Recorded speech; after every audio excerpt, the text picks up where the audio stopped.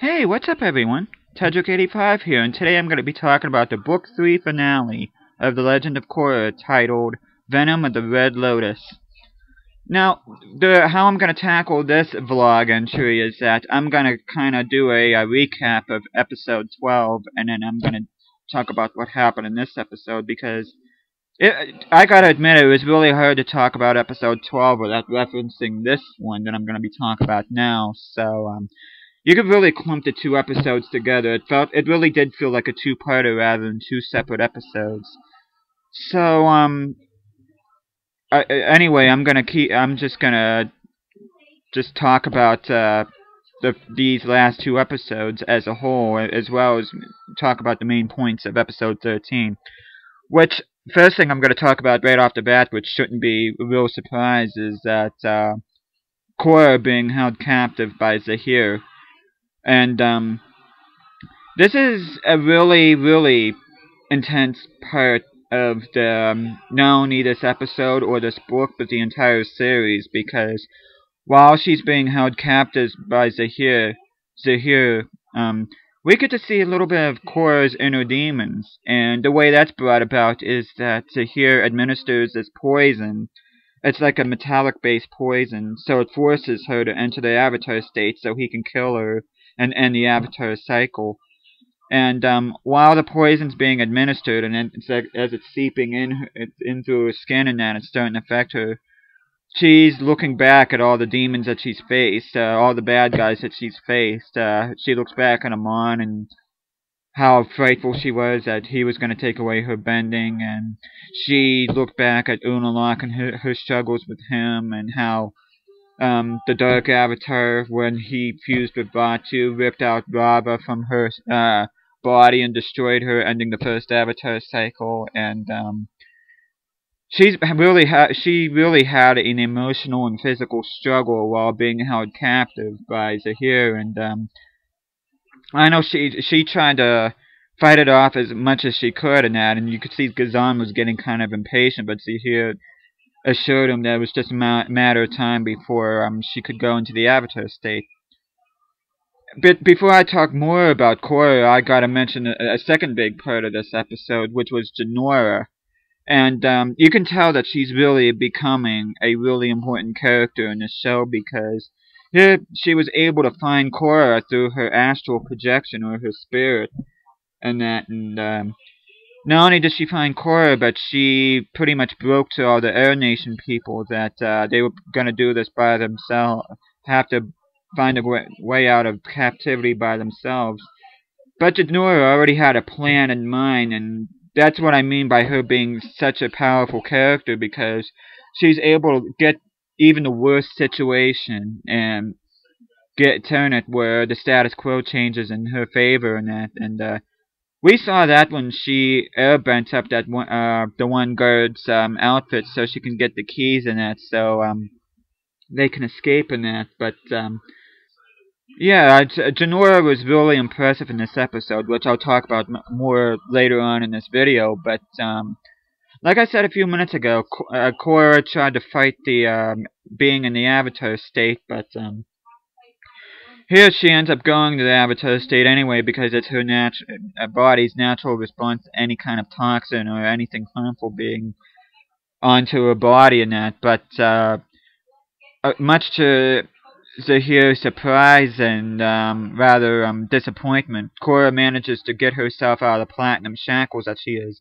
Not by metal bending or anything, but just from sheer power from her being in the Avatar state.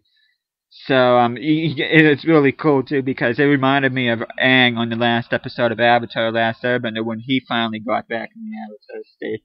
It showed her, shooting all the flames from her, breath and that, and I thought it was just awesome. You could tell, even with the poison being in her, she's a very powerful Avatar, and, Zahir, knowing that there was no way he was gonna be able to get her from where he had her held captive, he pretty much decided to take her off outside and just fly and try to come up with something, a way to just get away from her while the poison continues to do its work on her. But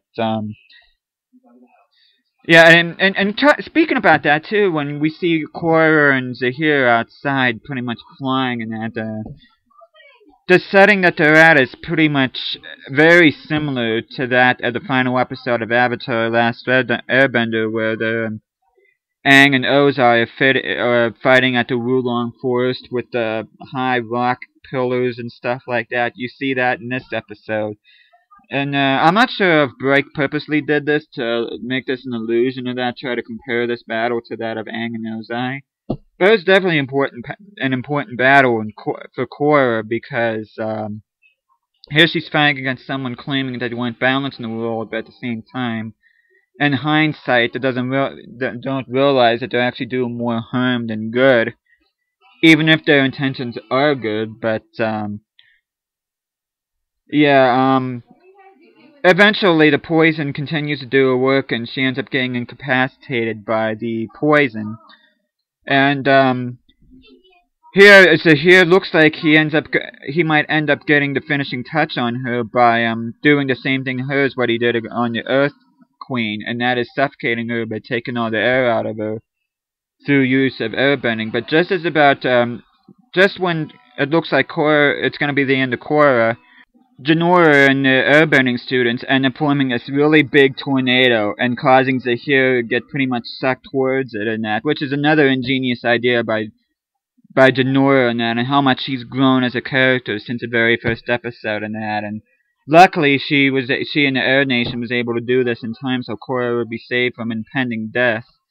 So and Korra ends up snapping out of it just long enough to knock him back down to Earth and that. And here Zahir is on the ground, and Lin and Su Beifong end up earthbending him in place where he can't go anywhere. And while he's at it, he's talking about how, because Korra at this point is unconscious and she's in Tonrak's arms, and he's like that he succeeded and that the revolution has begun and that, and he starts rambling. So Bolin ends up getting this sock and he ends up putting it in his mouth. and oh, that's another thing I forgot to. There's one big thing that I forgot to talk about in the last episode, which I should bring up. And I know I talked about character development in the last episode, which I can't believe this escaped from my mind. But Bolin, we end up finding out that he ends up being a lava bender, and the reason and how we end up finding that out is once they found out that the Air Nation students were nothing but a decoy by Ming-Hua, Gazan tries to bring the whole place down from his lava. And as much as Bolin, Mako, and Asami try to escape from, or I should say Tenzin, because Tenzin was there too. As much as they were trying to escape, Bolin, in a last-ditch effort to sacrifice himself for the safety of the rest of Team Avatar, he holds his arm out in front of lava, but here he ends up stopping the lava and cooling it. Which Mako was like, oh, wow, you're a lava bender. And then Bolin's always answer was like, oh, no, I just found that out. But, and we see a little bit of his lava bending capabilities when fighting Gazan, when Korra busts out from being in the Avatar state. But, here he and Mako ends up fighting Gazan, which they had the upper hand on him. So Gazan, instead of wanting to go back in prison, he ends up setting a cave in, not only killing himself, but in hopes of killing Mako and Bolin, but the brothers escaped before he was able to. And another, speaking of Ming-Hua, she ends up being electrocuted by Mako, while Bolin was trying to handle things by himself with Gazan. Mako was fighting Ming-Hua, and here they end up going to this underground lake, and Ming-Hua is trying to use the water and that to form all these tendrils and that, and Mako, knowing that he's pretty much outmatched, he ends up going up above high ground and shooting a lightning bolt in the water and pretty much electrocuting Ming-Hua. So, but yeah, it's, as far as Zahir's revolution or so he sees it, he's pretty much on his own because Pli, Gazan, and Ming-Hua is out of the picture now, and he's really the only living member of Red Lotus that we know of that's left. So, and as far as Korra, I gotta talk about this too, because this is a really powerful moment too, where, she ends up being in a wheelchair, and she's been beaten both physically and mentally, and she looks very depressed, and may I add, very broken. She looks like a very broken person, and to see her from the first episode being this bright, vivacious, let's take life by the horns type character, and see her being reduced to being such a depressed person in a wheelchair after being through so much, it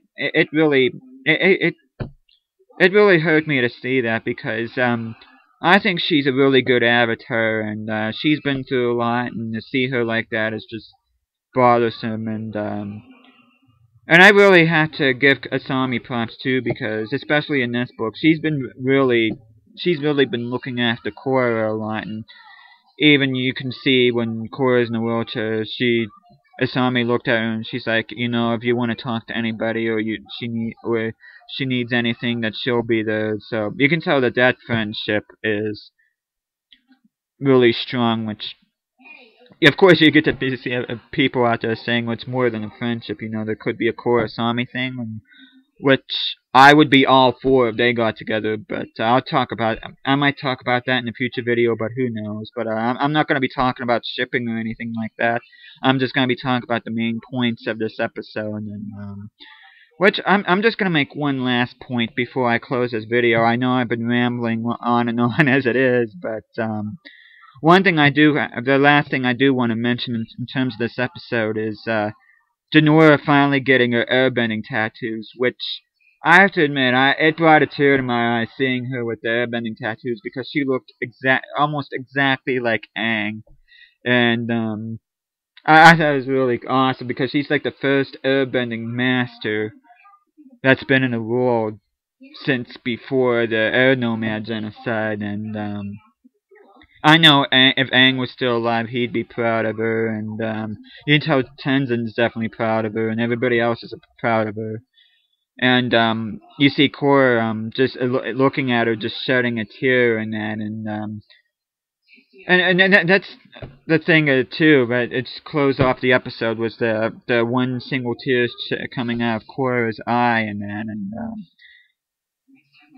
there's lots of speculation of where that tear came from. I just think it's a matter of she was happy to see Zenora grow up to be such a bright and smart young and strong young woman. But I think the tears also deal with the pain that that she wishes that she could be in a better condition, and she wishes that she could maybe make even a bigger difference in the world than what she already has, and maybe it's even a tear shed. There's pretty much of her thinking, what's my purpose now, since I'm in this wheelchair. So I think this is gonna be set up perfectly for the next book, and I know I'm probably gonna make a video in the near future of what I think is gonna happen in book 4, or what I hope to have happen in book 4, but needless to say, this book answered some questions, but also left some unanswered, and I can't wait to see the next book, which I guess is going to be coming out in January. I know I can't wait for that. And then I'm just really excited. I can't wait to see what the future of the show holds, and yeah, that's pretty much it. Pretty much that's all I gotta say in terms of this episode, in terms of this book. I know this is hands down been the best book of Legend of Korra so far. I know I was expecting big things from it as it was, but see it come down like it did, and it was just an awesome book. It really felt like watching another book from Avatar: The Last Airbender, and I couldn't be so happy for not only the characters in this season, but I couldn't be happier with character development. I couldn't be happier with the amount of action that was in it. I thought it was the right amount of romance and comedy in there, and yeah, I just can't wait. I just think the future looks so bright for the show, and I still think Nickelodeon made a big mistake taking it from this off the schedule to begin with, and that. But that's pretty much all I have to say. So thank you for watching, and I hope you enjoyed watching book 3 as much as I did. If you did watch book 3, and I'll be back, I guess in January, talking about book 4. So see you next time.